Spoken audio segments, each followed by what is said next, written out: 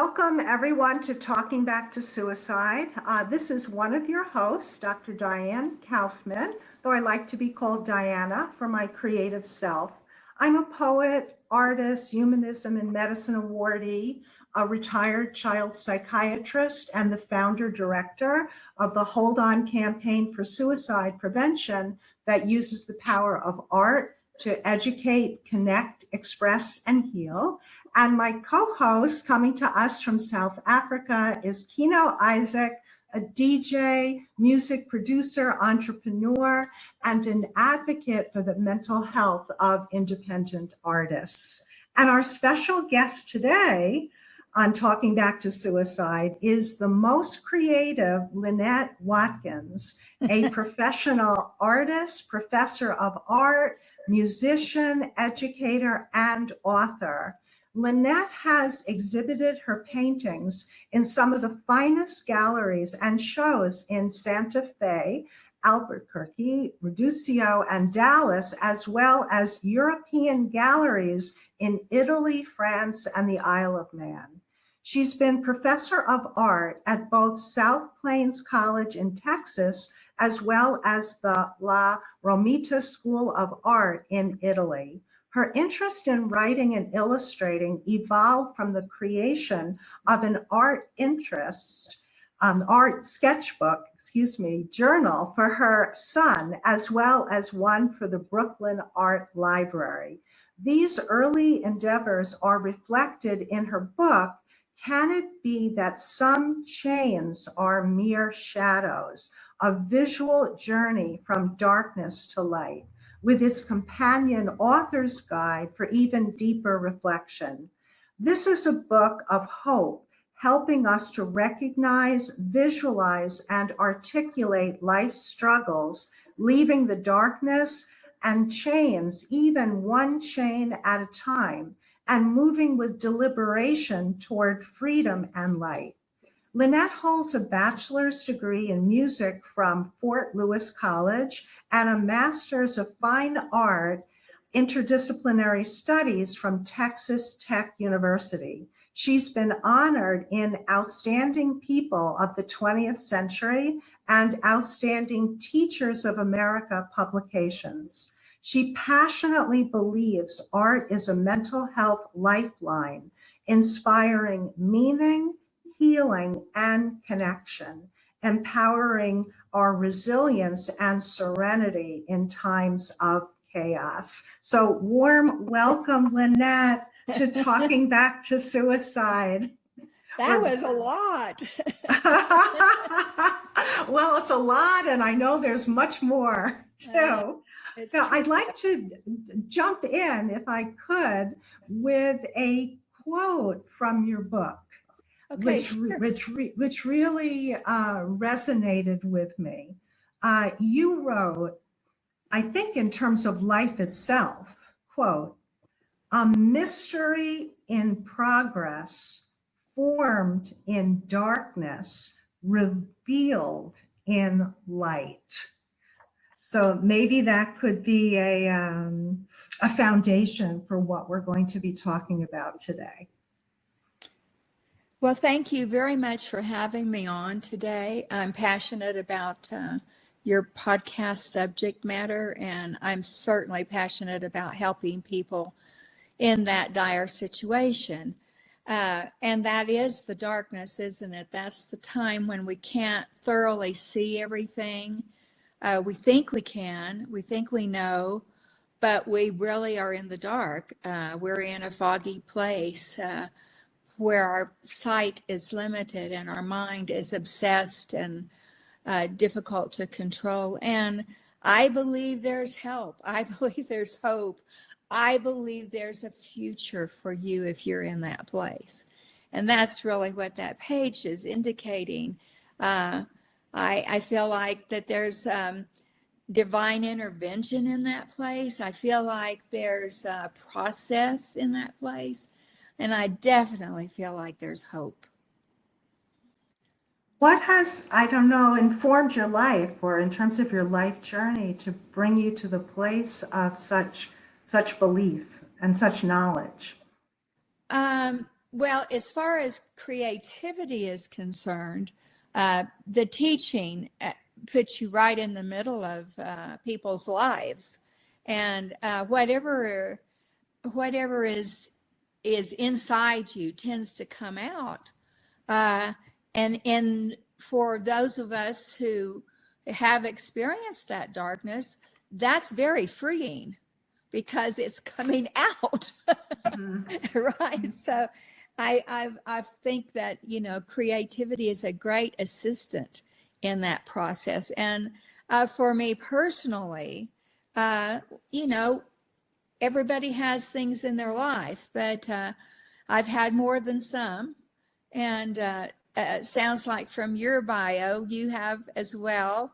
I'm sure Keno's experienced a lot too, or he wouldn't be here on this page hosting this subject matter. But yeah, the most critical times of my life were just 12 or 13 years ago. We live in the mountains in what is considered high desert. So it's dry country, but it's flourishing with pine trees and great ponderosa pines, the big ones. And we have always, every spring, we get concerned about forest fires here because it is a dry country. And so 12 years ago, we lost everything that we had in a forest fire, just at the time of retirement when you're ready to really, for me, to hit the brush, really painting and doing all those things I've had, on the back of the burner for so many years and waiting to do. And so then it was gone, all of it, everything. And then just in the midst of all of that, our youngest son was in a tumultuous time in his life and dealing with a lot of things physically, and that of course affected him mentally. So 3 years after losing everything in possessions, we lost one of the more important things because we lost our son. And 3 months after that, my mother died.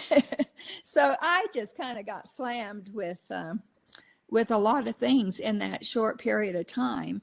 And so I'm coming to you as a survivor, but not just a survivor. I'm a thriver because I have walked out of that darkness. And though it affects me and saddens my heart, I have great hope. First, I'm so sorry for these losses. Well, Terrible losses. And I noticed that you would, I think, dedicated your book, yes, to your son? Yes, I did. Because he continues to teach me, and I continue to learn from him. Could you say more about that? In what ways does he continue to teach you, or how?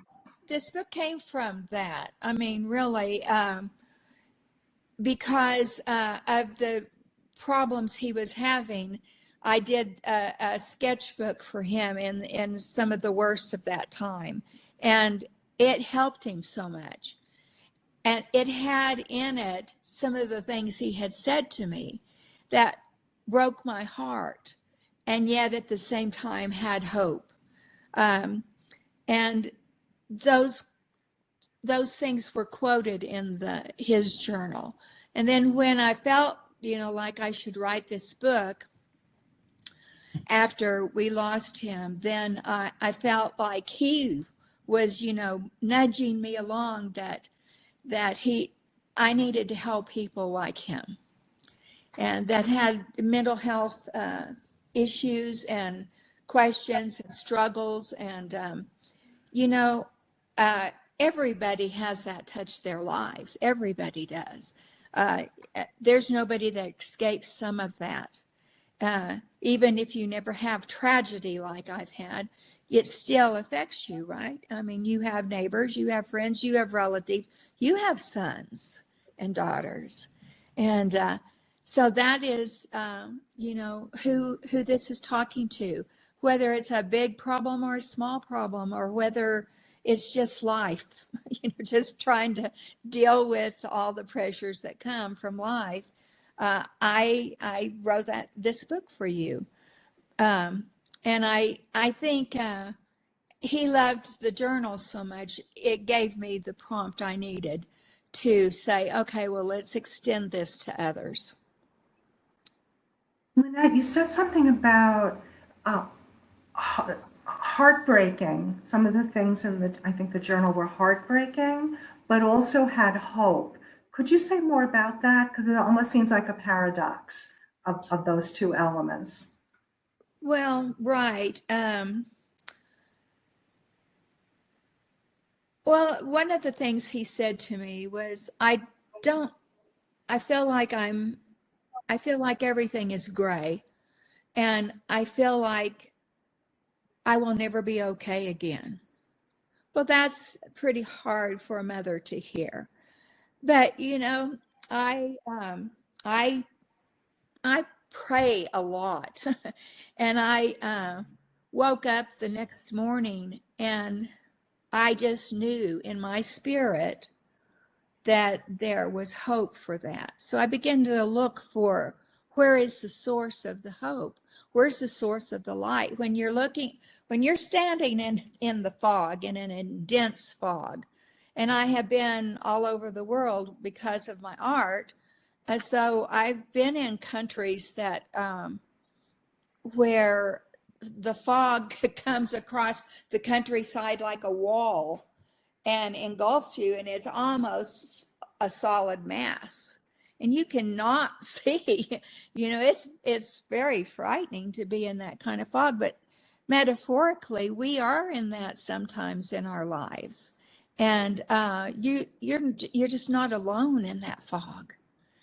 And if you keep straining your eyes to try to see, to try to find the answer, if you'll keep on looking, keep looking for the answer, then there will be this piece of color, or a piece of light, or a piece of action that you can make out in that fog, and you can see, and that's grab onto it, because that's your hope, and the metaphor of that is in this book, in all different ways. The book is a picture book, you see.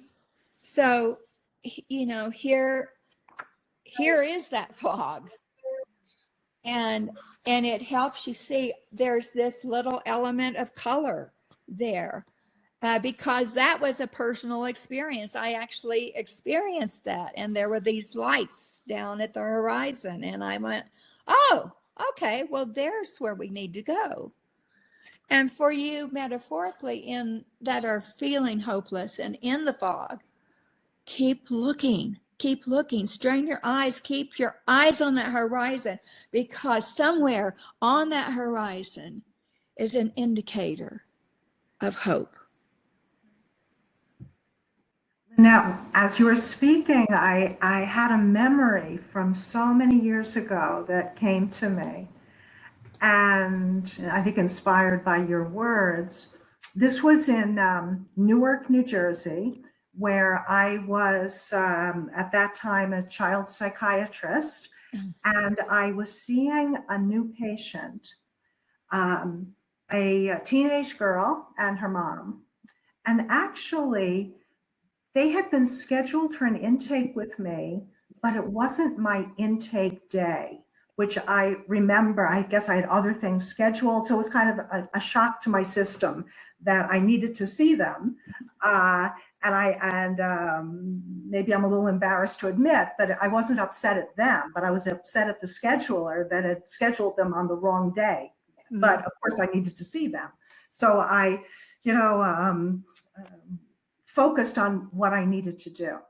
And this teenage girl had just graduated the partial care program that was also on my floor of the clinic at the University of Medicine and Dentistry of New Jersey.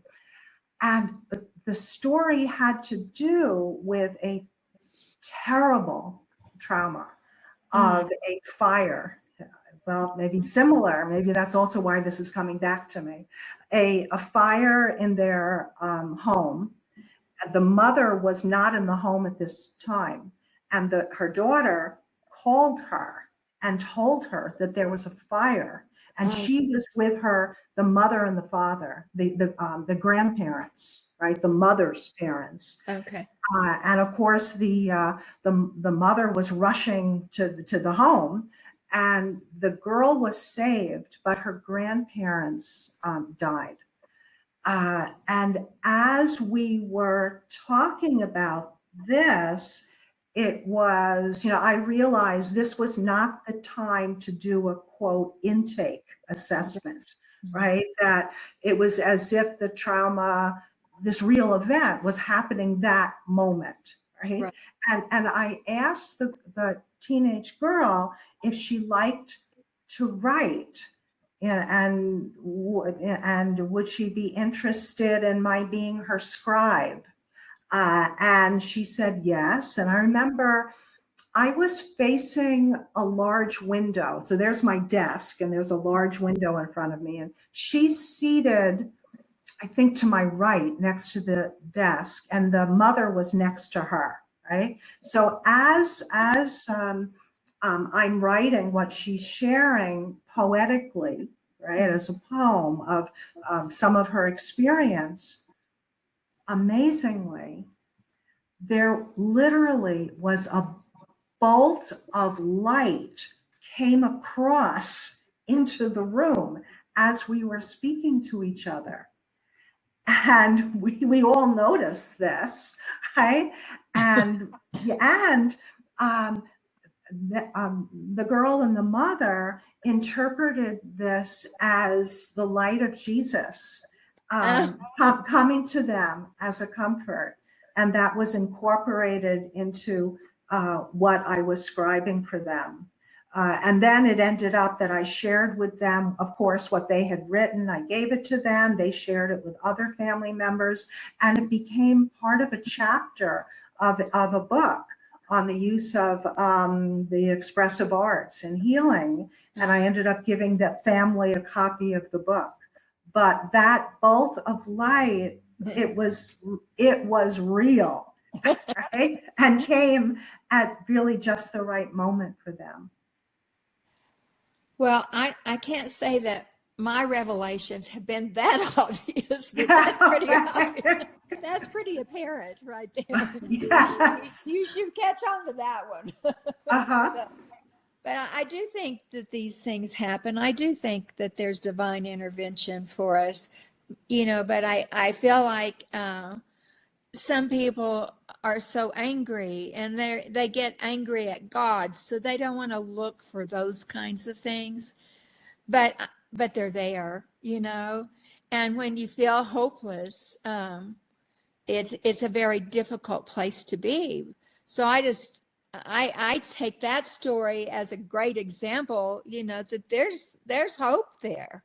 Just keep looking. You just have to keep looking, keep watching for the light, keep going so that you can find that.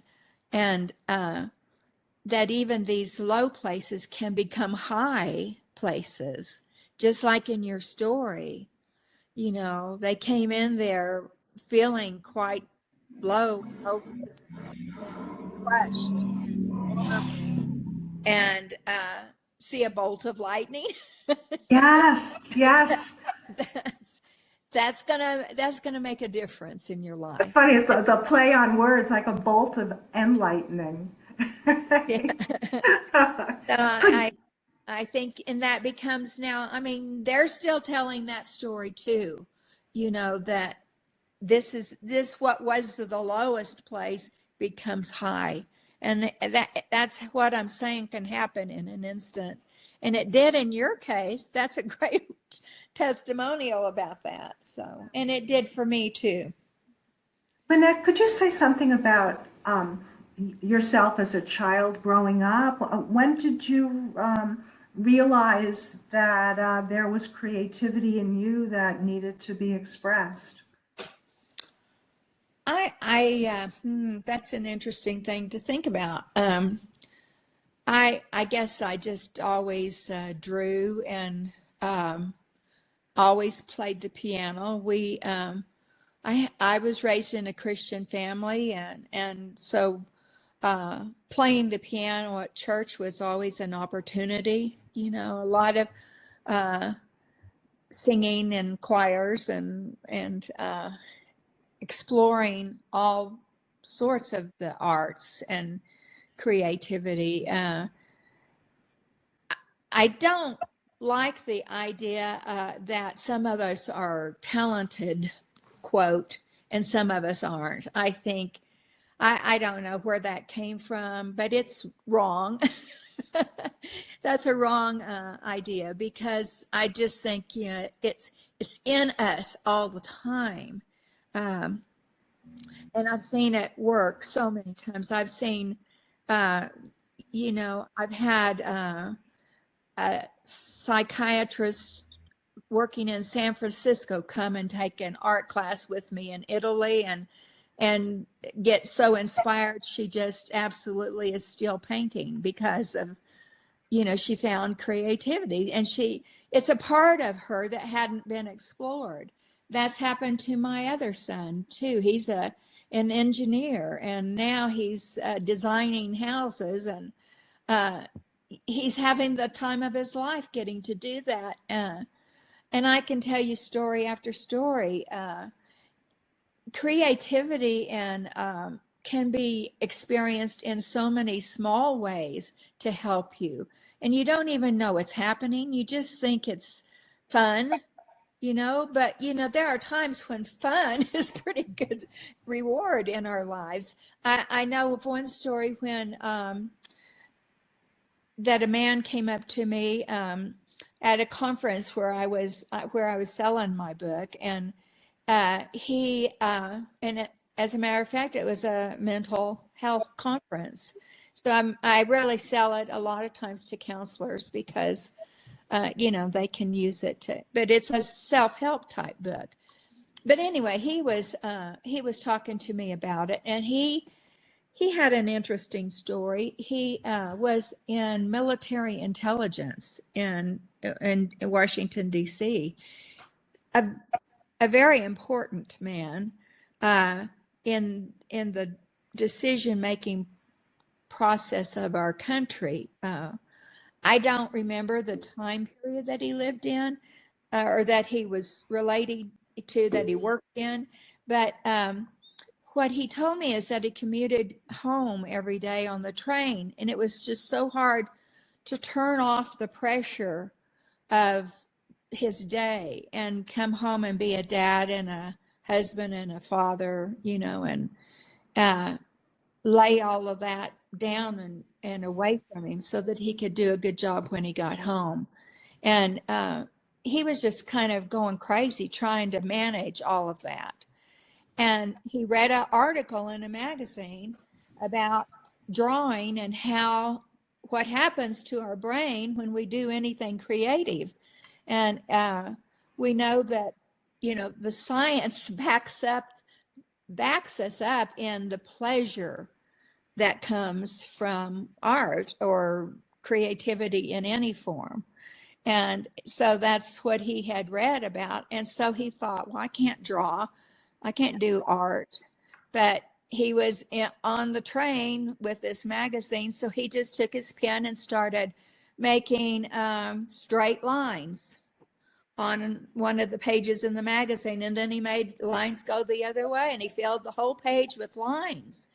And he noticed when he got home, he was much calmer, that he had found, you know, sort of a way to resolve the conflict within himself. And he had lowered his anxiety level. So he kept doing that. And he would just, whatever paper was available, he'd just draw on it, whether it was in a magazine or whatever it did. And he said, it completely transformed me, just making lines on paper. And he said, I got so excited about it. So I started designing with my lines and I started thinking about I should make, you know, and he starts creating. See, it became a process with him that at first he thought, well, what do I have to lose, and I can make a straight line. So, and so he just started doing it, and it became an art form for him. Not one to hang in a museum, of course, but certainly one to, to tell people about that this is my experience and look at what happened to me. So it was amazing that his story, I thought it was quite significant to the point that we're trying to make here, that, everybody has creativity in them. You might not have explored it yet, but it's there. You might not be a Michelangelo, but Michelangelo already lived. We don't need another one. So, Wow. Uh-huh. and I love Michelangelo, Mhm. but not everybody's a Mozart. He was composing great sonatas at 12 years old. Goodness sakes, I would love to be able to play like that. But we already had Mozart. So I do what I do, and I do it because it's enjoyable to do. I do it because I didn't know that the science backed up my pleasure, but it does. So I do it now for my own mental health. And I do it for yours too. Lynette, when someone trains as an artist, so I guess they're attending school, right? Are the healing aspects or spiritual aspects of art making discussed? I never experienced anybody discussing it. Did you? Um, well, I've done some studying in poetry therapy, so to some extent, yes, right? Because Okay, it's seen as therapeutic. I have to say, in training as a psychiatrist, I I don't think there was ever a full conversation about the power of love in healing. right. Well, a lot of what we begin in classes to teach is technique.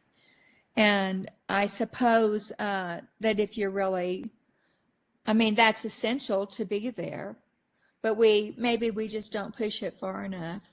But what I do recognize that we do well in the classroom is watch that change in people. Like I said, I had that lady that was a psychiatrist in San Francisco in a class, and that transformation was so apparent. It was fun to watch. But I've experienced that all my life. People come into a class kind of as a I'm just going to try painting for a while. I'm just going to see if I can paint. And then they end up just loving it, and it's a release for them, and they find a great benefit, even though they don't ever expect to be a great artist. It's just fun, so why not do it? And I think that's a great motivator. The fact that it heals as you're doing it is is a cherry on top. And I don't think we came across that information in the science world until recently. It's relatively new, even though we knew from experience, we didn't know that the data provided, the reason why. Join in. What are your thoughts? Lynette, firstly, I want to say thank you. Thank you for being so open, honest, transparent, authentic. Like, you are my type of guest that I always love to chat to. Well, I appreciate that. Yeah, because that's how we can relate, to whoever listens to the show. They can see and feel the emotion, even if it's through a screen. So thank you. Thank you for that and sharing your story. Lynette, my first question is, I want to jump on Diana's question about your childhood. You mentioned playing the piano and so on. So there's this huge question mark on does creativity influence mental disorders, or does mental disorders influence creativity? What would be your opinion on that? Well, You know, that's quite a question. what came first for you? Did you experience any mental illness or disorders, as a child that led to creativity, or was it the other way around? I think opportunity influenced me. Just having the opportunity to travel a lot and see a lot of beauty in the world, and museum visits, and I didn't live anywhere that there was a great art emphasis or creative emphasis, but when we traveled, I was exposed to it, and so it was a great treat, and encouraged me. I had good teachers, I had good parents, I had a good childhood. Nobody else in the family did any of the things that I did, so I didn't have that kind of influence, but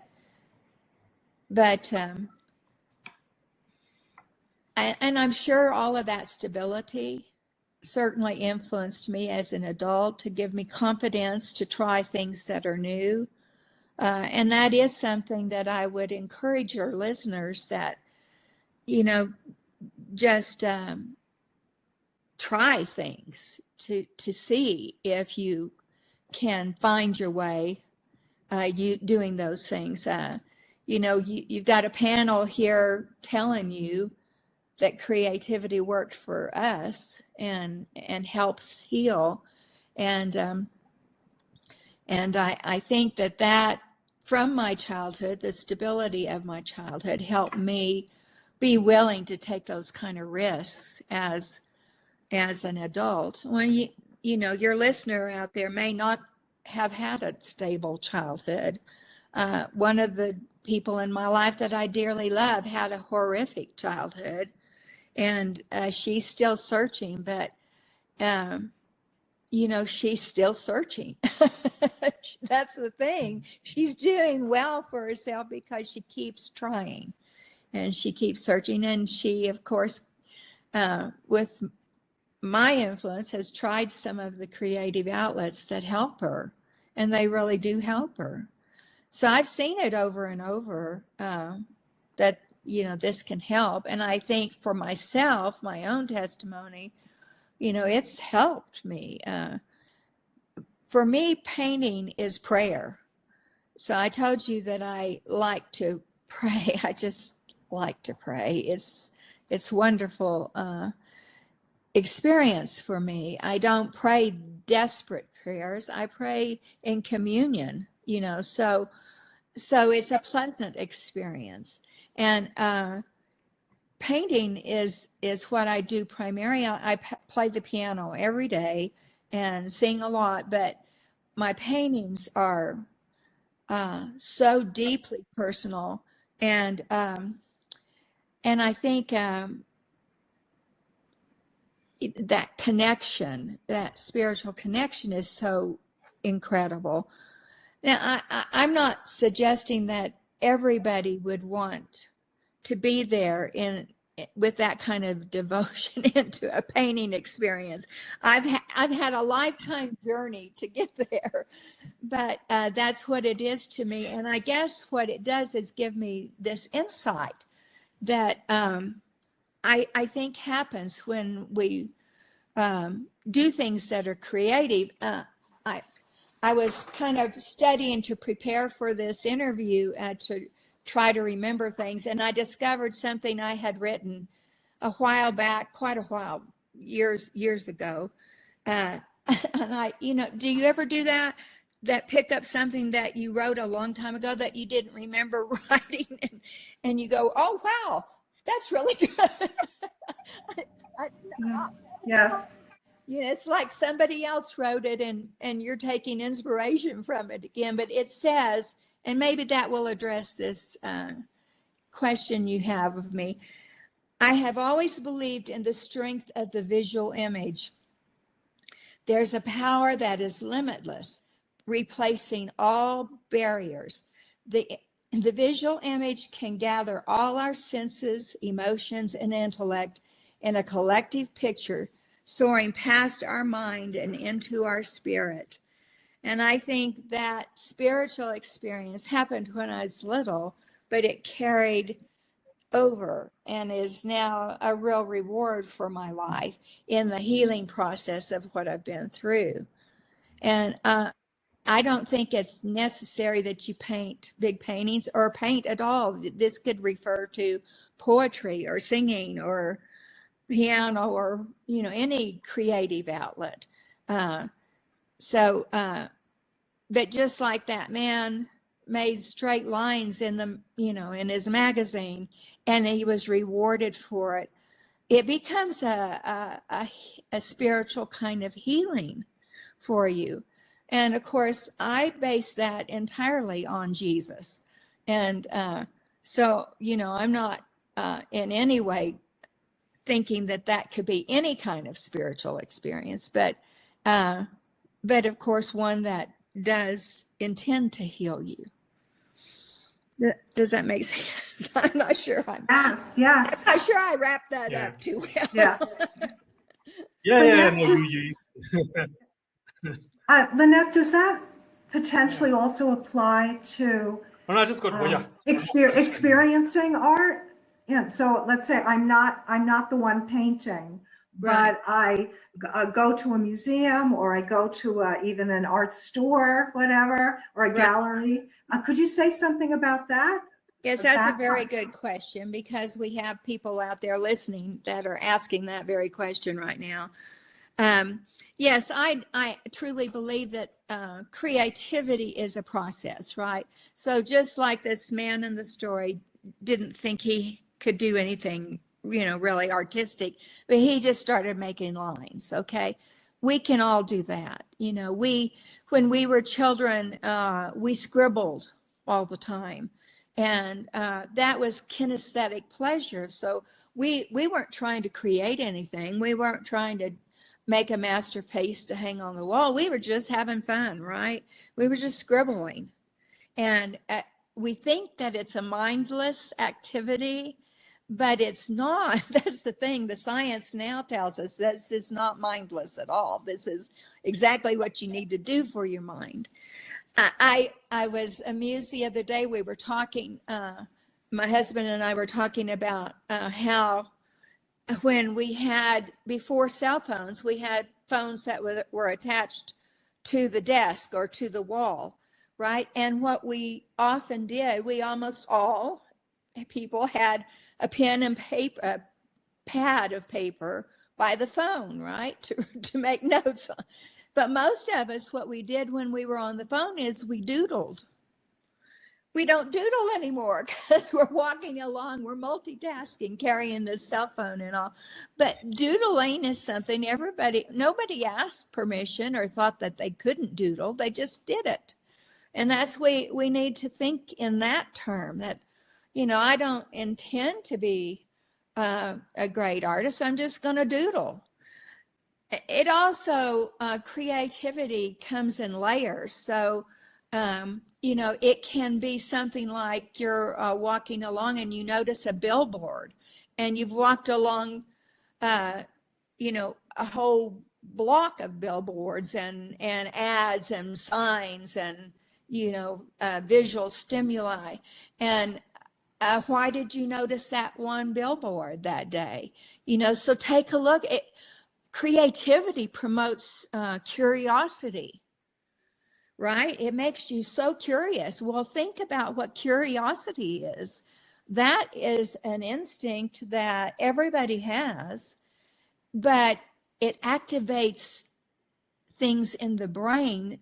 Dopamine's released, and things start to happen, even if you're in the fog, even if you're in the dark, just noticing things and being curious about them is a stimuli that can help heal you.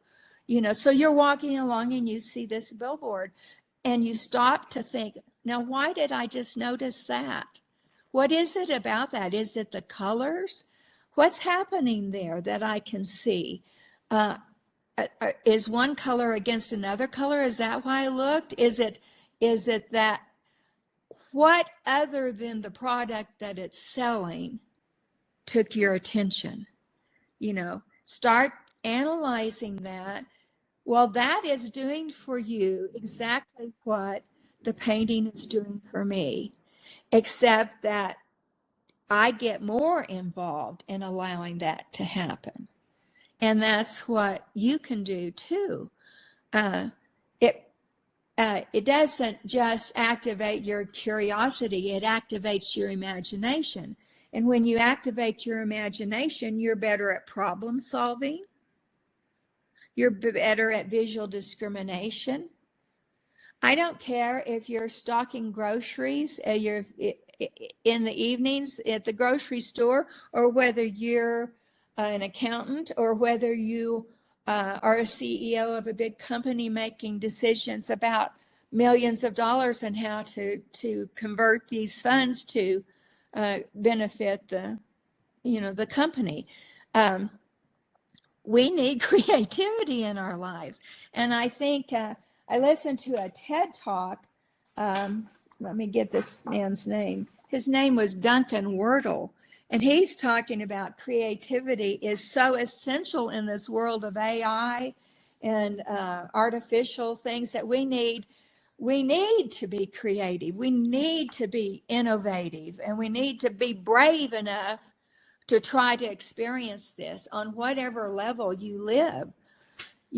Creativity is going to help you. It's not conformity. It's not cowardice in any way. It takes bravery to put yourself out there. It teaches us a lot of things, and good life lessons. And of course it heals. That's the big thing for me, is it helps you heal. That's so beautifully expressed. I hope so. Beautiful. And this isn't maybe a counterpoint, but I also want to ask this question. On the one hand, or maybe both hands, right? Creativity helps us, heals us, opens us up, gets us out of a stuck place into the next moment. And also there are creative people who have died by suicide. And that can be, in a sense, absolutely shocking, right? That's correct. Yeah. And so I and this in no way denies the truth of what you just said. But could you speak to that? What might happen even when someone is a highly creative person in the visual arts and dance and painting, or in other elements? And I'll share something too. Yesterday happened to be my birthday. And happy birthday. I was looking something up, or something came to me.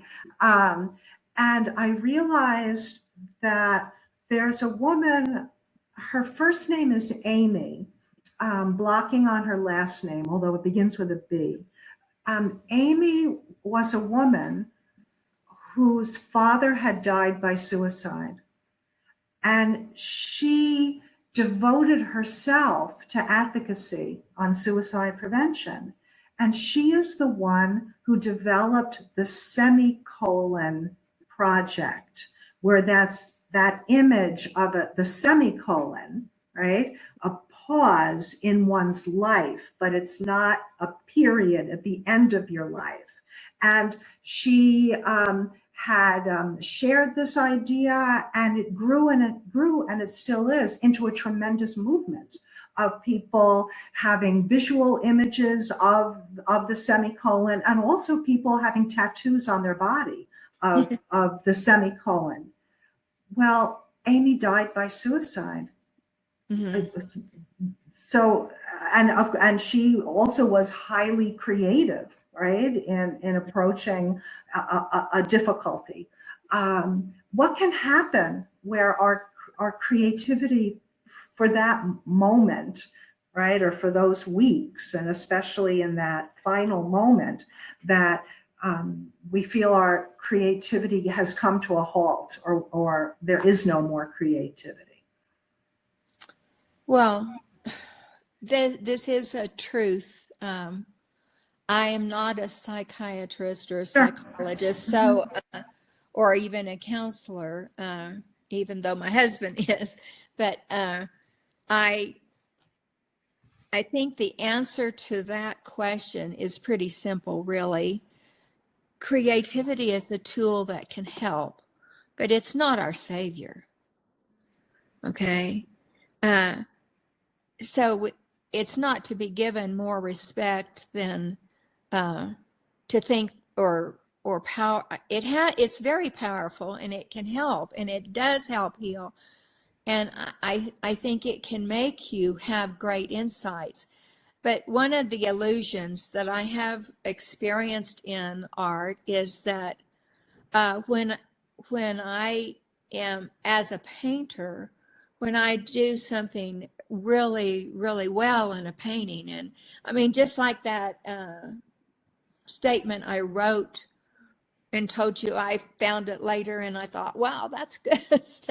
You know, one of the temptations when we're highly creative is to think that it's us, that really originated with us. And I don't believe that. I think it all is very divine. And that I'm never alone in the process. I'm never alone. And I always have help. And if you think that this great genius amount of achievement is you, then your first time to fail is quite disappointing and overwhelming. And I'm sure you know, as a child psychologist better than I, you know that there are so many other elements that enter into these things.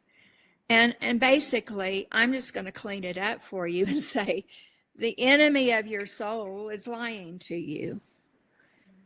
And you're believing the lie when you come to that desperate place of wanting to take your life. Okay, you're believing lies. But I have an illustration in that book that I think explores this. If I might be able to help a lot.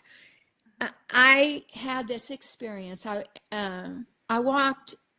was at an art exhibit that was in France, in this great villa, one of those big, not really a castle, but a big, large estate, a big building, and that they call villas. And you can imagine when you walked in that, you know, this was a big entryway, and that, you know, the bedrooms must have been upstairs, just like in the movies, you know, and a big estate. And within that, it was there was an art exhibit there, and I was there with a group of artists, and I walked into this one room that was a large room. It was completely empty and completely no windows. The windows had all been covered. There was no furniture in the room. The only thing in the room was quite fascinating because it was a chandelier, a single chandelier hanging from the ceiling with one light bulb in it. And it was shaped like a chandelier, like you would think. It came down and went around a circle and then gathered at the bottom. And all of the things that were doing that were chains. So chains going different directions, all surrounding this one light bulb. And the effect was quite amazing, because you walk into this room and it is completely full of chain shadows. Some of them were as big as a person. The ones that were projected against the walls were quite large. under the chandelier on the floor was this configuration of design patterns of chains, these intricate designs, and what kind of woven together. I found it very interesting, especially all the patterns. And I had my camera and I was taking all these pictures as I walked completely across the room. And it was very dimly lit because it was a huge room and one light bulb lighting things, but I could see these shadows so clearly. And as I walked across the room photographing them, I turned around and all of a sudden I noticed the door that I had entered in. And that door held light. And it was immensely bright because it was in contrast to the dimness in the room. Some of the chain shadows were huge and some of them were small and even attractive. And there was a still small voice within me that said, this is exactly how life is. But so many people are entangled in things they think are real chains, and they're just shadows. And at any point in time, you can choose to walk out that door and into the light. I found that I sat there thinking about that and crying even, because it hit me so vividly that this is true. How many times am I caught in something that I think is so real and it's just a chain shadow? It's not a real chain. I can leave it right behind and I can walk right out into the light. And what's in the light? The rest of my life, my hope, my future. And for me, the creator of all creation, the creator, is out there. He's waiting. Well, he's in there inside with me too, because I'm never alone. But he's there waiting to show me the great potential and possibilities, the reason that I live. You know, my destiny, that will make me happier than anything on this earth could make me. So that's the thing that I think is the statement, to realize that, you know, if you can imagine that, then you're already sparking your creative flow. And if you can see that, then and you can see it for yourself, then there is tremendous hope and light ahead of you. Just walk out that door and leave the shadows behind. They can't exist in the light. When the light is bright enough, there's no shadow, there's no darkness. Very, very powerful, Lynette, and true what you're saying. Reminds me too of, wasn't there, I know Plato wrote like the story about the people in the cave, and in the cave they were seeing shadows on the wall also and mistaking it for real life. But what they needed to do was to leave the cave, you know, and to go into reality, right? Yeah. Wow. I don't remember that, but of course the experience that I just kind of told you about is in my book. The whole book is based on it. You know, can some of the chains be shadows? Yes. And absolutely, there's nobody that can read that and say no to it.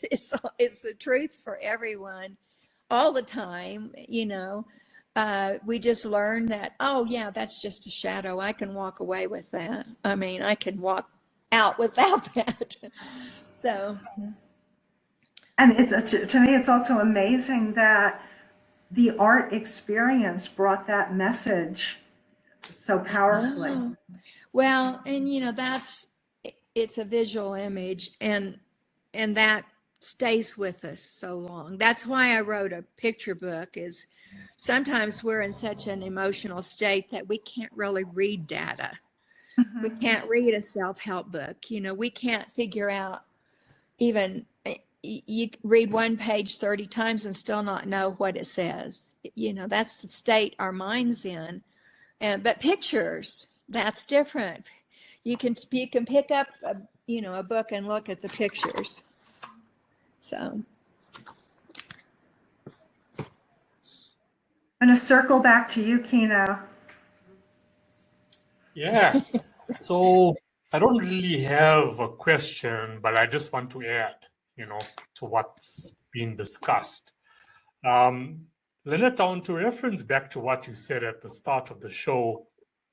Kino wouldn't be on this podcast as a host if he didn't suffer from any mental illness or still is suffering from mental illness. Or And I've always challenges. seen, I hope I didn't say it like that. No, but I mean, I've always been very open on all the shows, that I am on at the moment, that yes, I still do suffer with anxiety, depression at times. It has gotten better over my lifetime. So I agree with you that each and every single one of us has creativity in us and has a purpose on this planet. I totally agree with that. The unfortunate truth about it is not everybody takes action on that creativity or that purpose, and not everyone out there in the world, out of the 7 billion people, have the same artistic responsibilities such as the three of us here and other artists around the world. Because our art in any form is to inspire followers, if that's what you want to call them, or a global community that doesn't know how to, resolve a certain mental disorder or illness that they are going through, and hence why they will tune in and listen to what Kino has to say, Lynette has to say, or Diana has to say, because we are full-time in the profession. So, it's also our responsibility to not only share advice, to the millions of people around the world that are suffering right now with mental illness, but also to take care of the artists, that need to take care of, their community, because their well-being is also important. And at times we can also be overwhelmed about it going through that process, because I always believe that if you are any form of artist, just like the three of us here are, we have a responsibility because people look up to us. And it becomes difficult. And when I look at the numbers, and I mean, poetry, which you and Diana are both involved in, has the highest number of suicide rates in the artistic profession.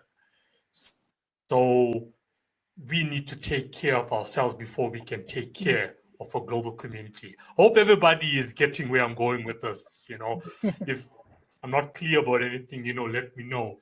When I look at non-fiction writers, which once again is you and Anna, it's 72% of the total artistic market, that suffers with mental disorders. So what do we do to help, these professionals out there? They do exactly what you do to take care of themselves so they can take care of their community. There's a huge question mark there, and there's a huge concern there for me, because I started off by, hey, I want to help artists, independent artists in the music industry, take care of themselves first, before they get into the limelight. So this is a concern when you look at the numbers. In your opinion, for Diana and Lynette, I mean, when the suicide rate for poetry itself counts for 20% of the market, and poetry accounts for 87% of mental disorders worldwide, how do we help fellow artists out there so they can also help a global community? Well, first, I would want to see Anyone those. can go first. I want to see that kind of data and who collected it. and learn more about what you're saying. I do know that from what I've read about poets having an increased risk of mental health distress.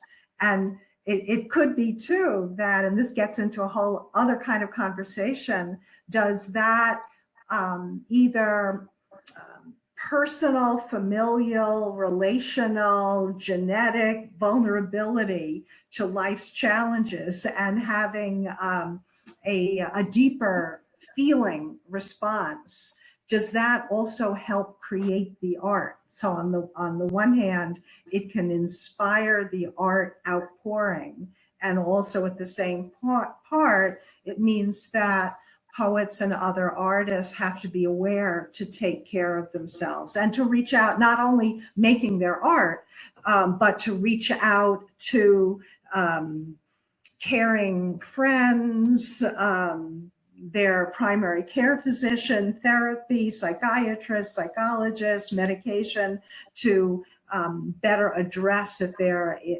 not in a good place, right? That it may not always be that the art making is going to be the answer to the problem that they're having. It may be of help, but it's not the only solution. What are your thoughts, Lynette? Oh, my goodness. Lynette, before you answer, like an example would be like, remember the lady that you spoke about? Her father died by suicide, and she started that organization. So by having that organization, she built a community around that and around suicide prevention, just for her to also die by suicide. So psychologically, the community now that's been following her are now in reverse, because now they are like, oh, she did it. So everything that she's been telling us or she has been building was complete nonsense. So for us to also die by suicide is okay. You see? So that's why, like, we need to take care of the artists as well themselves. I just wanted to, use that as an example. But Lynette, your opinion. Well, I think emotions can be they're very high in the artistic community and the creativity experience. But when we let emotions dictate to us, then we are in danger. We have to realize that sometimes that's not a good thing. And it's like Diana said, that what tends to accompany creativity is a high emotional experience. And that can be great when you're creating and you need that extra insight and energy and inspiration within yourself. The bad thing is that you can kind of make a god out of it, out of that experience, and it's not worthy of being God. So you have to guard against that. And that can be true of a lot of things, that we do in our life. Seeking wealth, for instance, that can turn into a dangerous kind of effort if that's all you have. And then you find that it's not fulfilling at all. And I think that's, people come to a crisis moment and don't know what to do. And if they've been able to create and be very successful, and then they aren't, and it feels like failure, it feels like it's very personal, like I'm a failure, not the piece or the work isn't working for me. Or maybe that for whatever reason, it can be dangerous to make these things our gods. There's only one God worthy of that title. So we have to be careful in every way. But I think also we believe that we lose hope. Let's circle back around to the beginning of this broadcast. We're in the darkness. We're in that fog where we can't see, even though we've accomplished great things creatively. They haven't led to the happiness that we thought that they would lead to. And so we're disappointed and despondent and depressed. And, these are dangerous things. We know they're coming. We can feel it. And we have to guard against them because they are not worthy to be our gods, as wonderful as they are experientially. So that's my answer.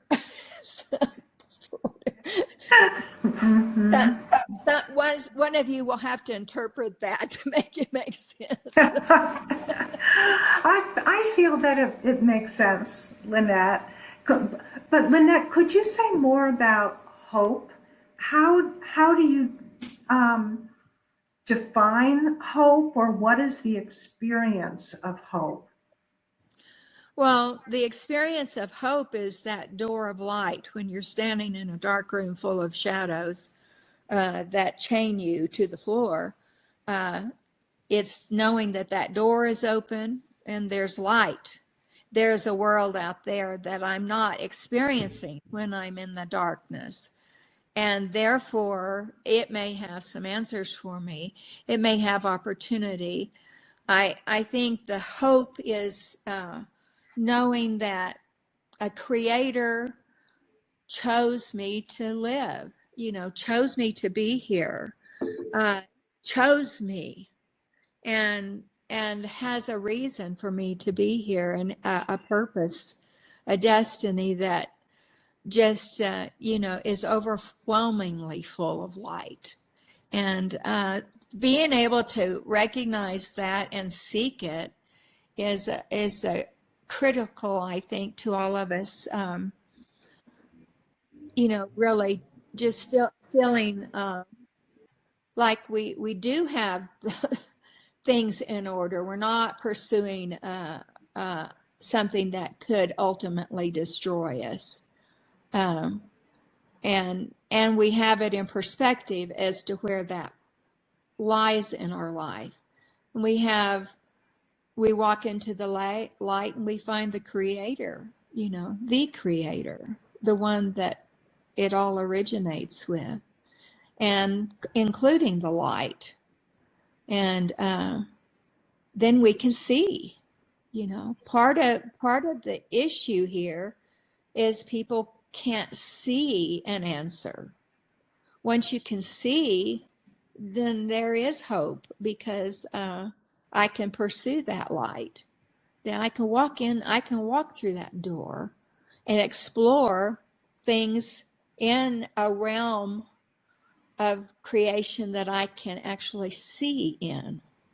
And when I can see, and I'm using see as a metaphor. If you're listening and you are sight impaired, that's not what I'm talking about. I'm talking about a spiritual truth. Lynette, the Hold On campaign has received funding from the Oregon Council of Child and Adolescent Psychiatry, and for the Create Resilience Youth Art Contest for suicide prevention. Yeah, for Oregon youth, we're now in our second year, and it's open to 13-year-olds through 21. And last year, a 13-year-old, Ariana, she won one of our awards, and her painting, I think this will appeal to you, her painting was of a young girl whose one of her arms is wrapped in a chain, and it's going in darkness and pulling down.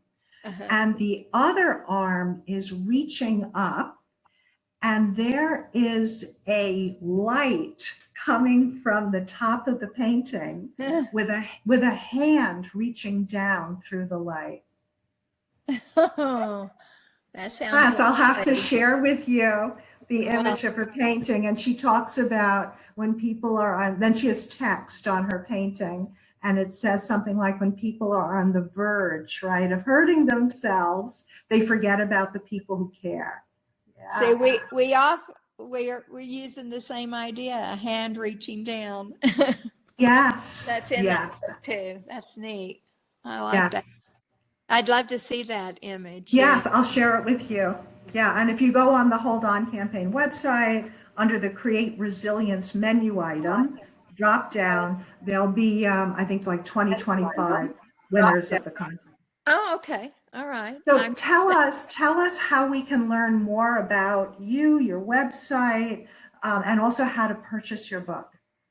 I have a website, LynetteWatkins.com, and it artwork is there, but also the book is there. I do have it on Amazon, but right now, for some reason, my Amazon account isn't working, and I don't know why. I need some professional help. Okay. I can't do it, whatever it is. And so the best thing would be Lynette Watkins. You can actually put lwatkins.com and get to the website and the book. And there's a video with me flipping through the book and talking about it, so you can see more of that before you buy. And we'll ship that off to you. And in the meantime, just have hope and look for that light. Don't give up. Don't give up anything. Yeah, because there is hope. And some of the things that are holding you back are not really real anymore. They're things you remember to be real. And they're things that hurt. And they're things that would like to destroy you. But they don't have to. They are things that just are shadows. Only your memory of them makes them real. So change that. Change that. Leave that in the dark and walk into the light. Find hope there. Well, Lynette, thank you so much for being with us today. You're welcome. I loved it. And it's so very nice to meet you both. Bless you. Bless you too, Lynette. Bye-bye. You too. Bye-bye.